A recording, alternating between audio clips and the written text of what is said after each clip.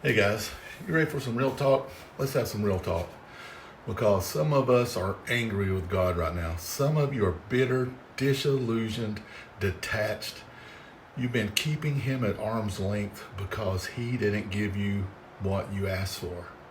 He didn't fix it when you begged. He didn't heal the person that you were wanting to be healed, even if it was you. He didn't heal you. He didn't save that relationship. He didn't stop the pain. And in your heart you said, if God was real, he would have done it differently. If God loved me, he would have answered. If he's all powerful, then why is my life so hard?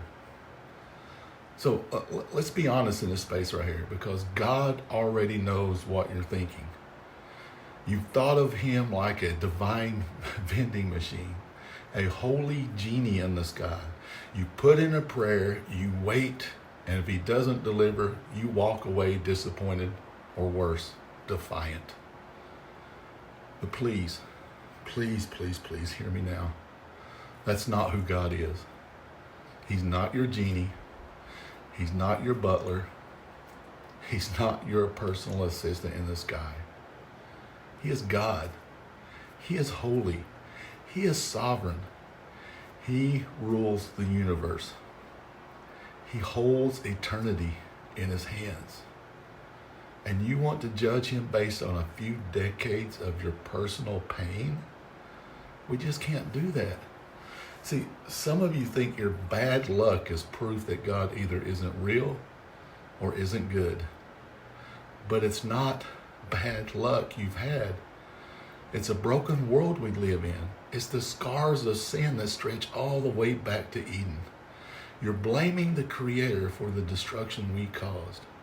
You say your life has been hard, and I believe you. Maybe it has. Maybe you didn't deserve what happened to you. Maybe you carry grief no one else sees. But even in that pain, God has never abandoned you. Even when you couldn't feel him, he was there. When you cursed him, he still loved you. When you questioned him, he kept holding your hand.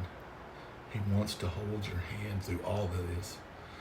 But some of you are still angry because he didn't make the road smooth. You wanted comfort, and he gave you character. You wanted escape, and he gave you endurance. You wanted him to arrange the world for you, and he's trying to redeem the world through you. But your pride can't accept that. Your pride still whisper, God owes me. No, he doesn't owe you. He gave you life. He gave you breath. He gave you the cross. He gave you his son. He watched his son suffer in your place. Jesus cried out, my God, why have you forsaken me? So that you would never have to be forsaken. And still, we have the audacity to say God didn't give me what I wanted. The question is not, did God give me what I wanted? The question is, will I trust him even when he doesn't? Because faith is not built on everything going your way. Faith is built in the dark when nothing makes sense and you still whisper, I believe. Faith is forged in fire. It doesn't melt under pressure. It grows stronger. Some of you have rejected God because he didn't serve you, but he is not here to serve your will. You were created to serve his. And that's hard to hear, isn't it? Because we want to be in control.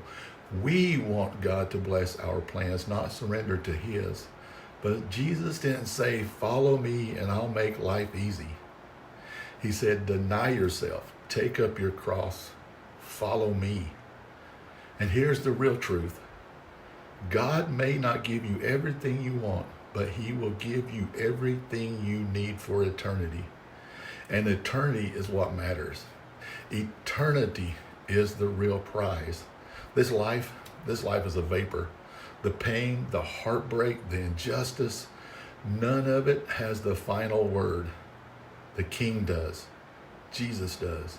And one day every tear will be wiped away, but only for those who know him, trust him, worship him, not for what he gives, but for who he is.